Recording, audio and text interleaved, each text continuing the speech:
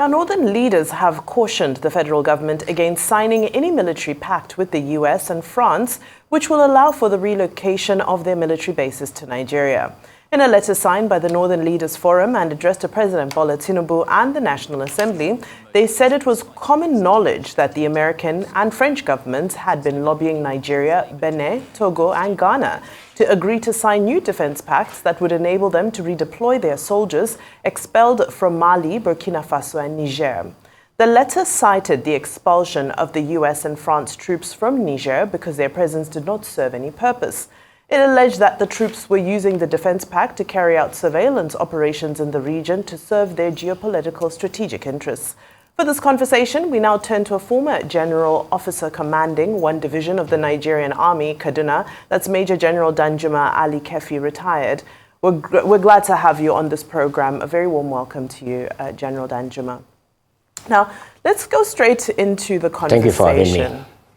All right, going straight into the conversation now. When you look at the history of AFRICOM in West Africa, Sahel, you see that the success rate has been minimal when it comes to a war on terror or combating terrorism.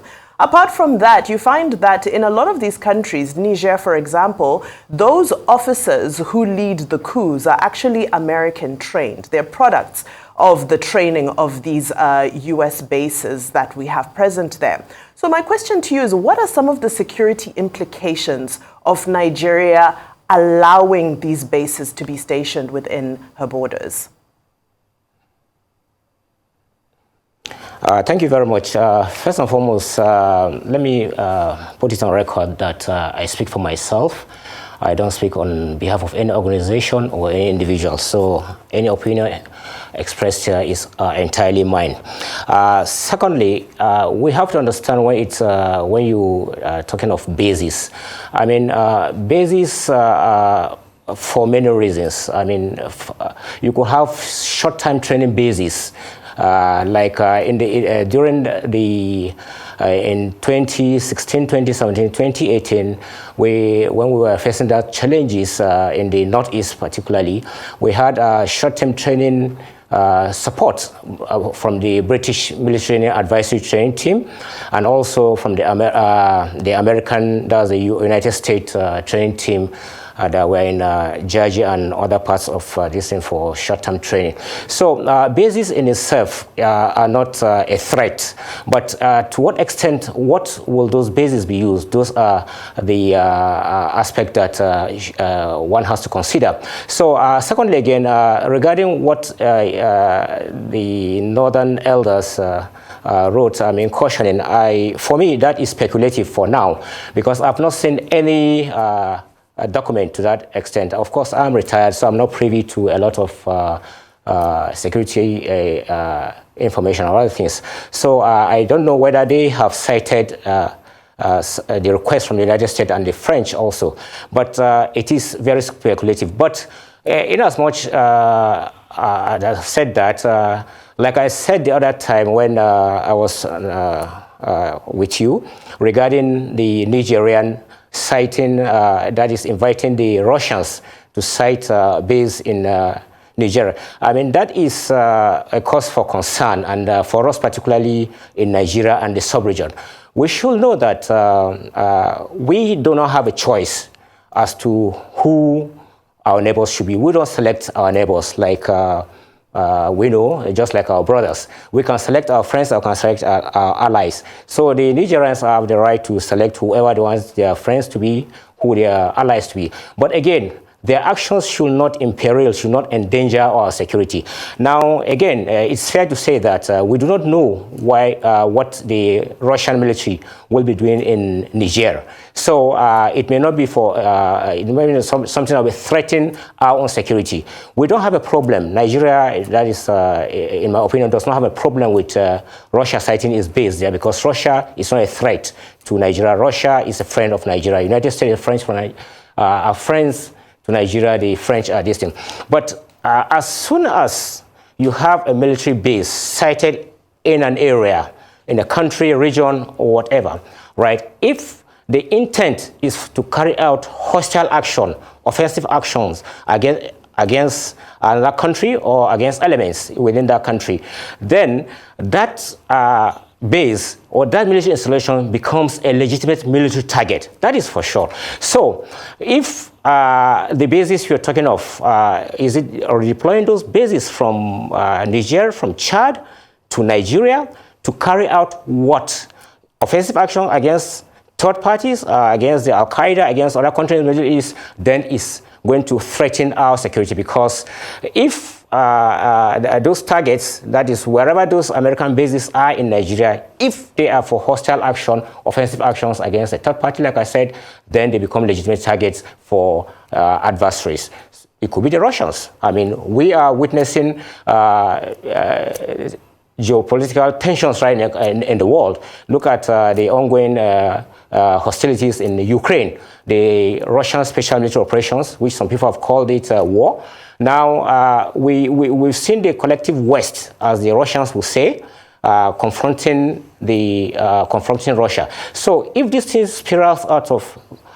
spirals and gets out of hand, I mean, you could see Americans or the West, NATO, assuming there is an open war between Russia and NATO or collective West.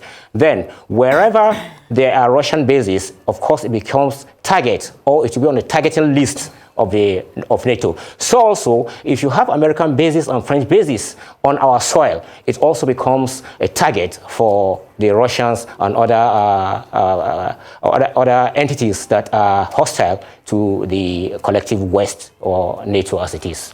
All right, General. Now, of course, you made it very clear that you speak for yourself. You're not speaking for any organization. And for now, all these are still speculative.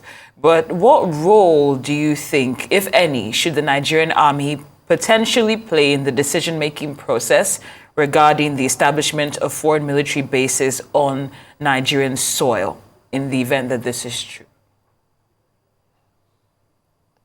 Okay. Well, again, the Commander-in-Chief of the Armed Forces of the Federal Republic of Nigeria, who is also the President, that is currently President Bola Ahmed Tinubu, right?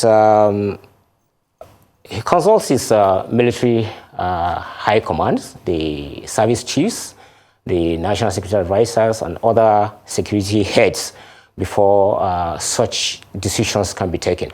And I expect that if there will be, if a request of such nature has been made to Nigeria, obviously the service chiefs and the Chief of Defense Staff and other security heads will be consulted.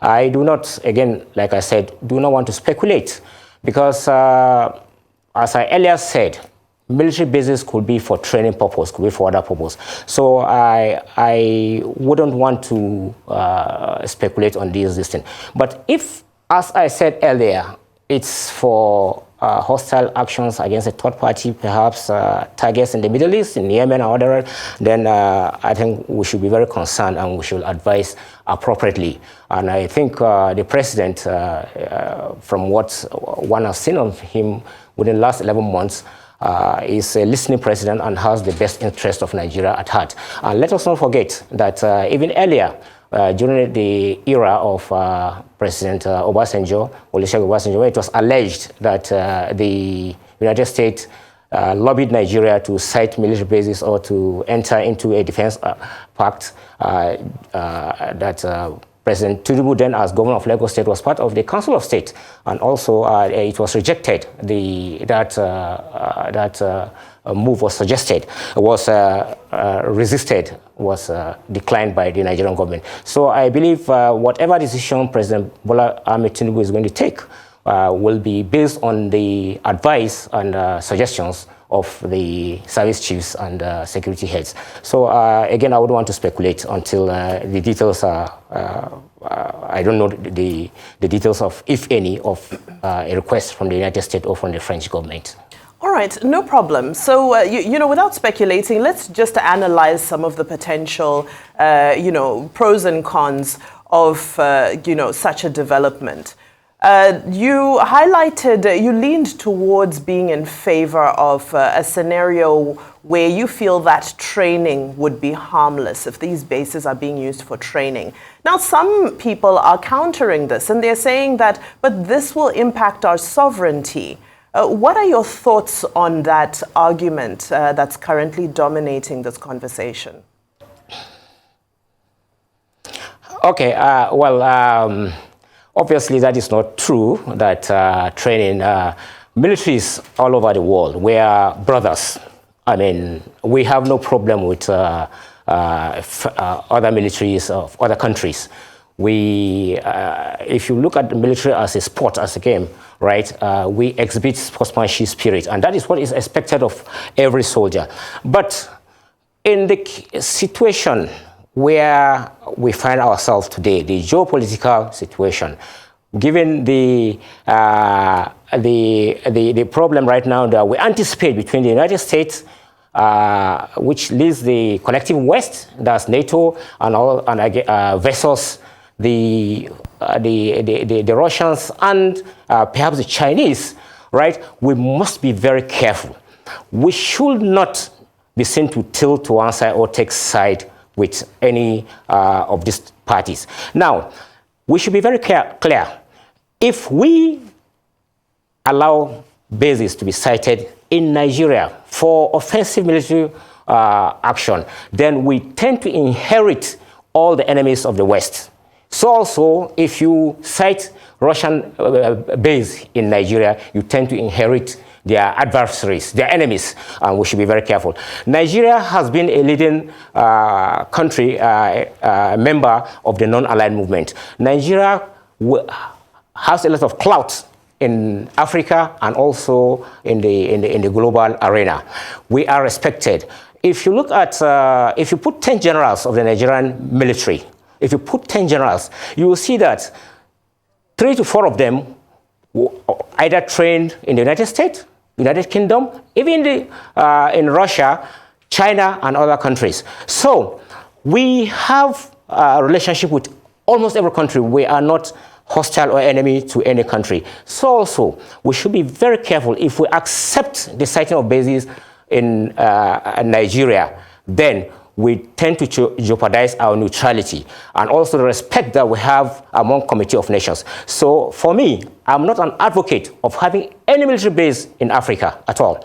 And I think we should speak, the African Union, the ECOWAS, should speak with one voice. We should convince the Nigerians, convince the Malians, convince the Burkina Faso that the siting of Russian bases, if it's for offensive actions, it is not in their interest, and also it jeopardizes our own security as well. So we AU should be very firm on this. We should approach them, talk to them, and we have other leverage, other levers we can use. But siting of bases is not decent. So your point is very clear, and your stance is also noted. But just would you like to just give some advice regarding how transparency and accountability could be ensured regarding the scope and objectives of these bases in the event that they are established, even though you're not an advocate for it? Well, again, as the saying goes, right, when we get to the river or to the bridge, we determine how to cross it. Now, again, United States, Russia collaborate on a number of things, including military. They are in the International Space Center up in the atmosphere there.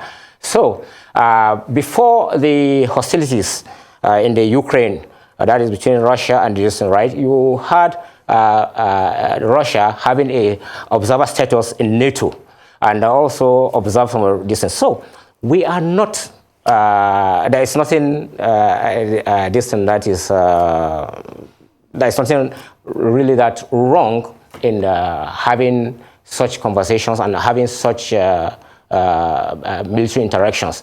We have benefited from the training support, from other support, from the Americans, from Britain, and even from Russia.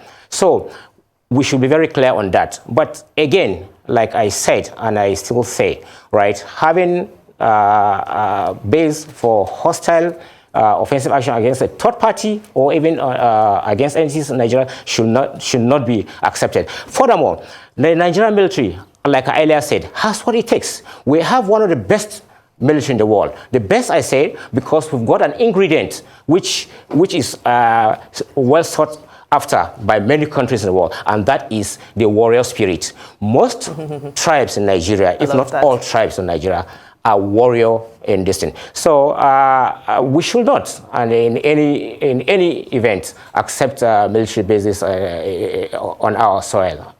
Emphatically rounded up. Thank you so much for your contribution, retired Major General Danjuma. This has been a fantastic conversation.